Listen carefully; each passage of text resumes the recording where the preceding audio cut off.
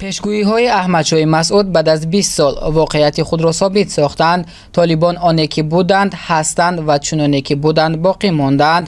мусоҳибаи Шариф Ҳамданпур бо Аҳмадшоҳи Масъудро гӯш кунед ва худатон қазоват намоед. қисмати асосии Афғонистон имрӯз таҳти итоати толибон қарор дорад. айни замон вазъият дар минтақаҳои зери назорати онҳо чӣ гуна аст? чандон хуб нест. толибон заиф шуданд. аз нигоҳи низомӣ тавонмандии соли гузаштаро надоранд. сабаб чист? ихтилофи назари миёни онҳо боиси ба гурӯҳҳо тақсим шуданашон гаштааст. решаи ихтилоф миллатгароӣ ва таъвизи нажодист ки онҳо пеш гирифтанд. як теъдод уламо аз онҳо ҷудо шуданд. ҷудои миёни мулло Умар ва мулло Раббонӣ гурӯҳҳои ба ҳам зидро ба вуҷуд оварданд. гурӯҳҳои хурди дигар низ миёнашон зиёданд.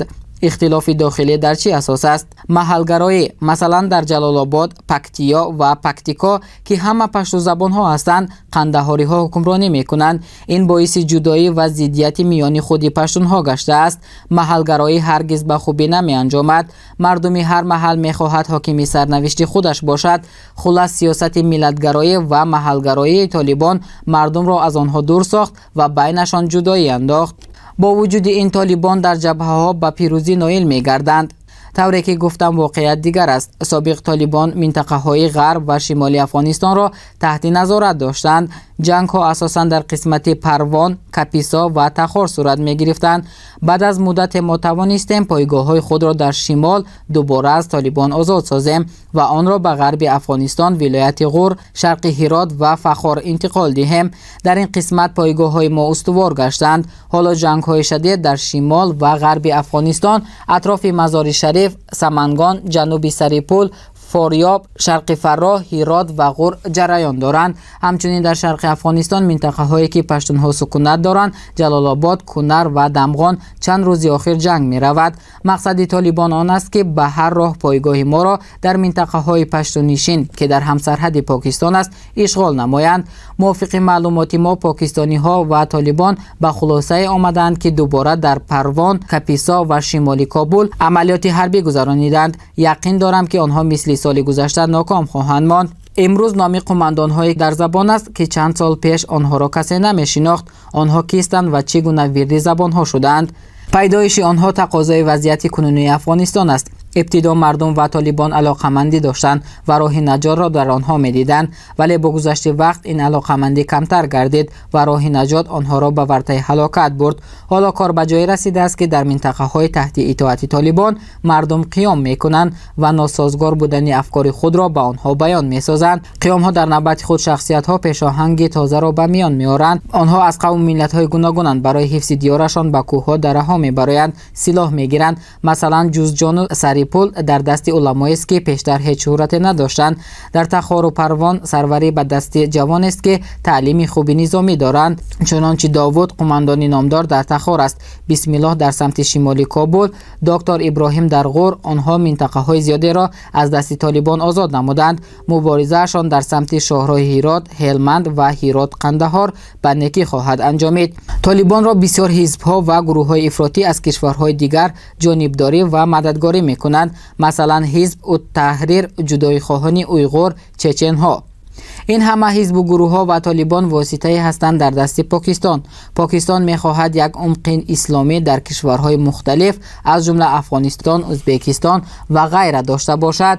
барои расидан ба ин мақсад аз мамлакатҳои гуногун зархаридон ҷамъ мекунанд ва низомиёни покистонӣ онҳоро таълим медиҳанд. дар навбати худ онҳо мувофиқи сиёсати стратегии Покистон дар Афғонистон ва Осиёи Миёна амал мекунанд ва манфиатҳои ин кишварро ҳимоя мекунанд. ҳамаи онҳо аз як марказ идора мешаванд.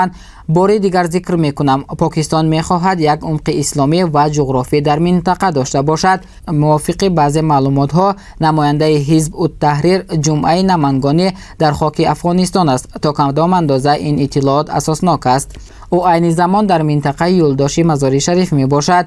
мегӯянд ки гурӯҳҳои нав аз ҷумла уйғурҳо ва чеченҳо дар Афғонистон амалиёт доранд. оё ин дуруст аст ва маркази онҳо дар куҷост? як марказ дар Пешовар доранд. марказҳои дигари онҳо дар Афғонистон, Кобул, Қандаҳор, Ҳирот ва Қундуз аст. дар кадом минтақаҳо онҳо таълими низомӣ мегиранд?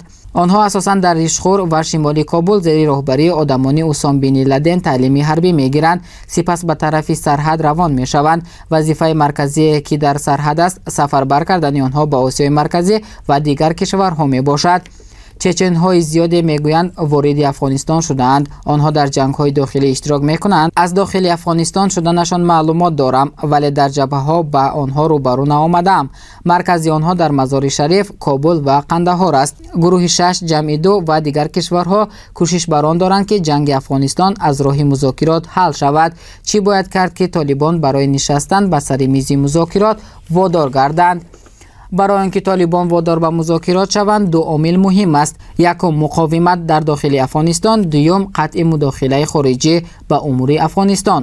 муқовимате ки айни замон дар баробари таҷовузи Покистону Толибон вуҷуд дорад, бояд қавитар ва мустаҳкамтар гардад. аз тарафи дигар фишори байналмилалӣ болои Покистон бештар шавад, то ки аз дахолати мустаҳкам ба умури Афғонистон даст кашад. то замоне ки мудохилаи Покистон ба умури Афғонистон ҷой дорад, сулҳ дар минтақа имконпазир аст.